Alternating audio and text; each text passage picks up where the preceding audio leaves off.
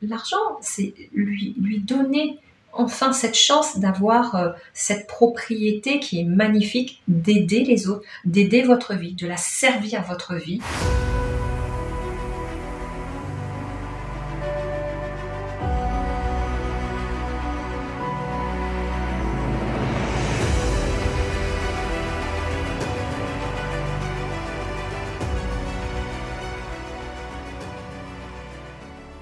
Alors, comment gagner de l'argent quand on est un entrepreneur spirituel? Donc, je comprends que dans la question, quand on est spirituel, on ne gagne pas de l'argent, c'est ce que je comprends.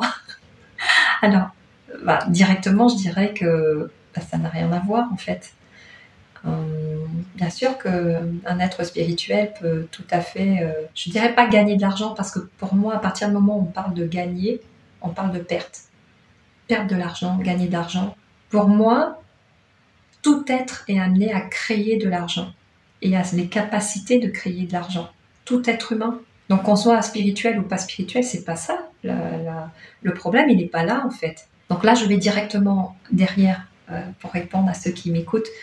Ce n'est pas une question de spirituel ou pas, c'est une question qui est liée par rapport à vous, à votre image, comment vous vous sentez en tant que spirituel de vendre quelque chose, comment vous vous sentez dans votre relation à l'argent. Peut-être que vous vous sentez pas à l'aise tout simplement de demander de l'argent parce que peut-être que pour vous, dans votre croyance, un spirituel ne doit pas se faire payer, que la spiritualité c'est gratuit, on donne de soi, il y a une forme de donation, de donner de soi. Et très souvent, j'entends les arguments en disant, pour se débattre en fait, pour trouver une raison pour vendre, certains êtres spirituels qui sont des praticiens, des thérapeutes, des coachs, me disent mais oui, mais c'est normal qu'on puisse mettre un prix, c'est normal parce que quand même on doit manger, tout ça.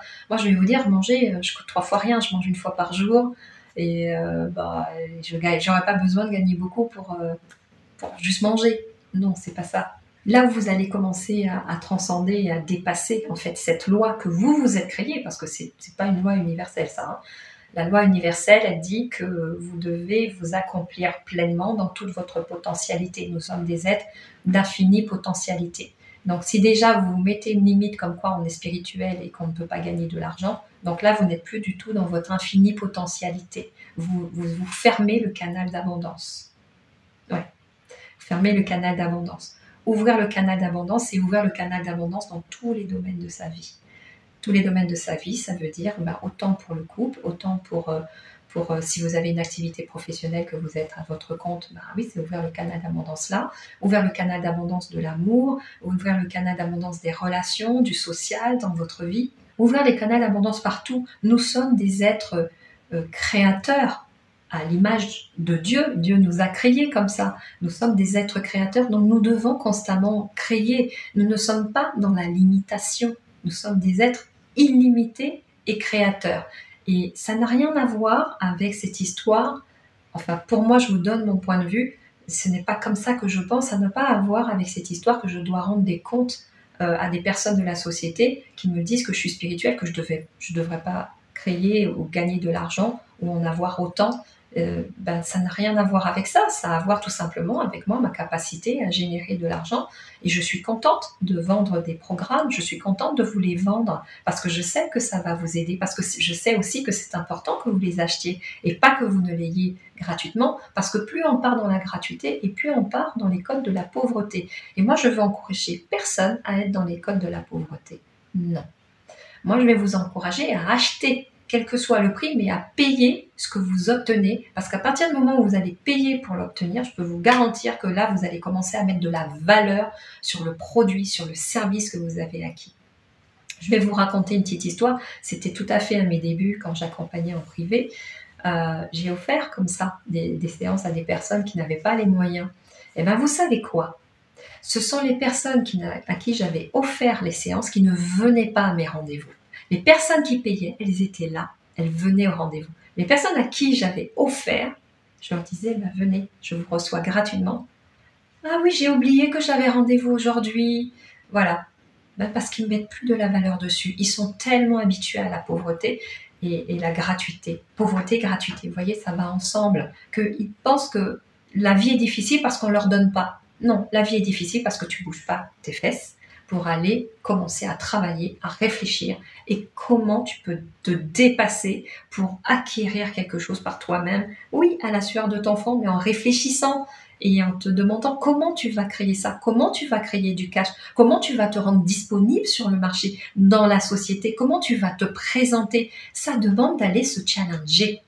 C'est beaucoup plus difficile que de rester sur sa position et de dire, bah oui, on me donne rien, on me donne ci, on me donne... Mais non, on n'est pas fait pour rester sur place. Nous sommes des êtres créateurs pour créer. Donc, plus vous créez, plus vous faites... plus vous créez, plus vous vendez, plus vous faites tourner la roue de la fortune, du cash, et plus vous allez vous enrichir, et plus vous allez être en mesure d'aider vos proches, de leur offrir des cadeaux, de vous offrir à vous également des cadeaux, de vous faire plaisir parce qu'on est des êtres humains et la fonction première n'est pas de souffrir dans la vie. La fonction première est de se faire plaisir et aussi de contribuer à des projets d'humanité ou autre, ou quelque chose qui vous faisait plaisir. Ça peut être juste le voisin, tout simplement, qui a un besoin et vous lui dites, voilà, moi je peux t'aider sur ça. Vous faites un geste, ça permet d'ouvrir le cœur. En fait, les mémoires et les informations sur l'argent, elles ont été collées sur l'image de l'argent qui est tellement mauvaise, parce que c'est vrai que certaines personnes l'ont mal utilisé et ont beaucoup utilisé pour faire du pouvoir et de la pression, mais ça c'est une façon. Mais l'autre façon, vous savez, il y a toujours la polarité. L'autre façon est aussi de dire, mais moi comment je peux utiliser cet argent-là pour aider les autres, pour être avec eux, pour créer un monde meilleur. Et il faut des fonds quand on crée un événement comme le saut quantique, je peux vous dire, il y faut beaucoup de fonds derrière, c'est un gros budget. Et il ne faut pas avoir peur d'y aller parce que les sauts quantiques, c'est tous les 3 mois et il y a très peu d'entrepreneurs qui auraient le courage de se lancer dans ce défi de tous les 3 mois de lancer un saut quantique sans savoir à l'avance s'il va être rempli ou pas. C'est là où vraiment la loi divine elle intervient et elle va m'aider à créer du cash et que je peux effectivement payer les dépenses de la salle, de la lumière, de la musique, des intervenants, du photographe, du caméraman, des danseurs. C'est un show quand même musical auquel on participe, de transformation, mais c'est un show, on chante, on danse. Et vous avez tout un voyage sensoriel qui est mené. Il y a l'hôtel, il y a les repas, c'est immense, il faut payer toutes les personnes qui sont en train d'organiser tout ça, c'est pas moi qui vais le faire. Donc l'argent, c'est lui donner enfin cette chance d'avoir cette propriété qui est magnifique, d'aider les autres, d'aider votre vie, de la servir votre vie, de servir vos besoins, de servir plus grand que vous, de servir votre âme, de servir ce que vous voulez créer en grand.